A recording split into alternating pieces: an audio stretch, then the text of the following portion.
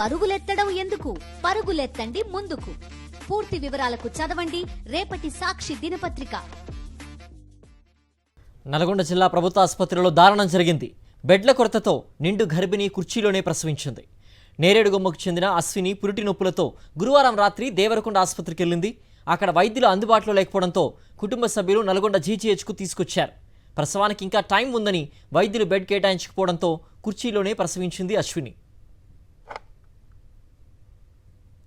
దీనిపై మరింత సమాచారం మా ప్రతినిధి అశోక్ అందిస్తారు.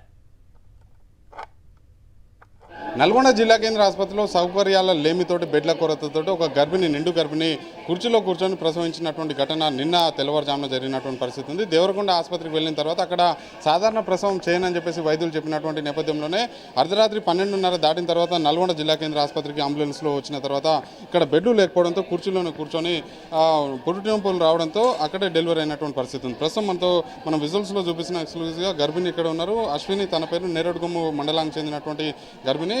పాపకు నిన్న ఈరోజు తెల్లవారుజామున జన్మనిచ్చినటువంటి పరిస్థితి ఉంది. అసలు ఏం జరిగిందో ఒకసారి తెలుసుకునే ప్రయత్నం చేద్దాం. అమ్మ ఎన్నింటికి వచ్చింది తల్లి నిన్న? 1:32 సార్, మిడ్ నైట్. అప్పుడు బెడ్లు ఏం లేవా ఇక్కడ? ఉంది సార్, లేబర్ రూమ్లో బెడ్ ఉన్నది సార్. అక్కడికి తీసుకెళ్లారు, చెకప్ చేశారు. డెలివరీకి టైం పడుతుంది, వాక్ చేయమన్నారు. చేసిన తర్వాత 4 ఆ టైంలో మళ్ళీ ఇంకొకసారి చెక్ చేశారు సార్. చెక్ చేసి పెయిన్స్ ఎక్కువ వస్తున్నాయని చెప్పినా కూడా వాళ్ళు ఏమన్నారంటే లేదమ్మా నీకు ఇంకొంచెం టైం పడుతుంది, వాక్ చేయమన్నారు. ఆ వాకింగ్ టైంలోనే పెయిన్స్ ఎక్కువైపోయినాయి. తట్టుకోలేక చైర్ పైన కూర్చునేసరికి డెలివరీ అక్కడే అయిపోయింది సార్. అంటే బయట జరిగిందా, బాత్రూంలో డెలివరీ అయిందని కూడా కొంత? ఏం లేదు సార్, లేబర్ రూమ్ బయట చైర్ ఉంది, ఆ చైర్ పైన అయిపోయింది సార్. ఆ టైంలో డాక్టర్లు ఉన్నారమ్మా? డాక్టర్ లోపల వేరే పేషెంట్ సైడ్ ఉన్నారు సార్. మేము అరవడంతో బేబీ కింద పడుతుంటే మా అమ్మ పట్టుకున్నారు, మా అత్తయ్య వాళ్ళు పట్టుకున్నారు.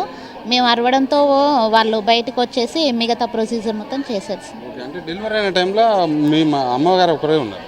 మా అమ్మ మా అత్తయ్య సార్. బేబీ పడిపోయేది సార్ కింద. అమ్మ అంటే మీ అప్రమత్తతోటి బేబీ కింద పడకుండా ఆగింది? పట్టుకున్నాం సార్, కింద పడిపోతున్నది. ఆడ తర్వాత కూర్చున్నాం సార్. నేను పట్టుకొని ఉన్నా, కింద కొంచెం అయితే కింద పడిపోవు సార్. పడిపోయే టైంలో నేను పట్టుకొని ఎందుకు ఇట్లా చేస్తారు, మరి చచ్చినా కానీ ఇంతేనా అని నేను మేడాలన్నా అన్నాను సార్. అంటే లేదమ్మా డెలివరీ ఇప్పుడు కాదనుకున్నాము అన్నారు. వచ్చి ఇంకప్పుడైతే ఇంకా వాళ్ళే బొడ్డుకు వచ్చారు, అన్నీ చేసారు సార్.